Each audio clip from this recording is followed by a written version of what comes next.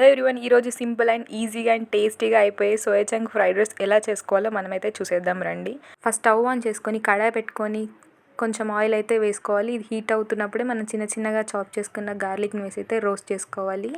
అంతా చిన్న మంట మీదనే రోస్ట్ చేసుకోవాలి. ఒకవేళ పెద్ద మంట మీద పెట్టి మనం చేసుకుంటే కనుక గార్లిక్ అనేది మాడిపోయి దాని ఫ్లేవర్ అయితే అస్సలు బాగోదు. ఒకవేళ మీకు కనుక గార్లిక్ నచ్చకపోతే అయితే స్కిప్ చేయొచ్చు, కానీ దీనివల్లే రైస్ అనేది మంచి ఫ్లేవర్ని అయితే ఇస్తుంది. ఇక్కడ నెక్స్ట్ మనం కట్ చేసుకున్న ఆనియన్స్, క్యాప్సికమ్, క్యారెట్ అయితే వేసుకోవాలి. ఒకవేళ మీకు నచ్చకపోతే ఏ వెజిటేబుల్స్నైనా వేసుకోవచ్చు.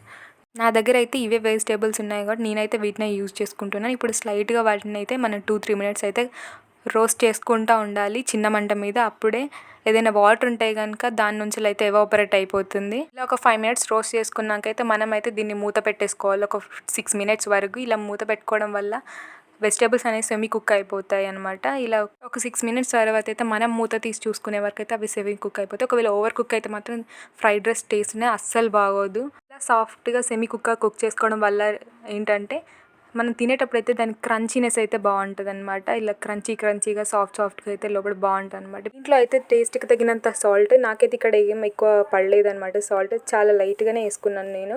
నెక్స్ట్ తర్వాత వచ్చేసి అయితే కొంచెం పెప్పర్ పౌడర్ వేసుకొని అయితే మొత్తం అయితే మంచిగా కలిపేసుకోవాలి. ఇప్పుడైతే మనం ముందుగానే బాయిల్ చేసి పెట్టుకున్న సోయా చంక్స్ వేసుకొని కూడా ఒకసారి అయితే మొత్తం బాగా కలిపేసుకోవాలి. చాలా మంది వరకు సోయా చంక్స్ అనేది తినడానికి అయితే ఇష్టపడరు, కానీ ఇలా చేసుకొని తింటే మాత్రం ఫ్రైడ్ రైస్ ఈజీగా తినేయచ్చు.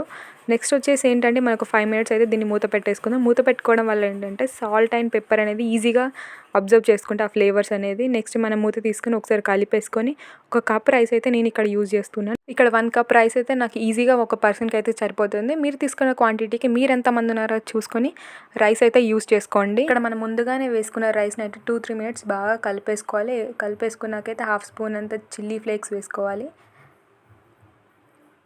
1.5 స్పూన్ పెప్పర్ పౌడర్ వేసుకోవాలి. తర్వాత ఒక 1/2 స్పూన్ అంత సోయా సాస్.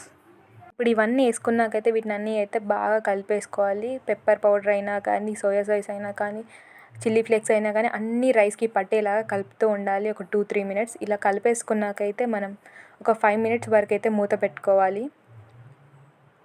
ఇలా మూత పెట్టుకోవడం వల్ల ప్రతి ఒక్క ఫ్లేవర్ అనేది రైస్కి తెలుస్తూ ఉంటుంది. 5 మినిట్స్ తర్వాత అయితే మనం మూత తీసి చూసుకుంటే అయితే మన రైస్ అయితే రెడీ అయిపోతుంది. చూసారు కదా, సింపుల్ అండ్ ఈజీ అండ్ టేస్టీగా అయిపోయి ఫ్రైడ్ రైస్ ఎలా చేసుకోవాలో.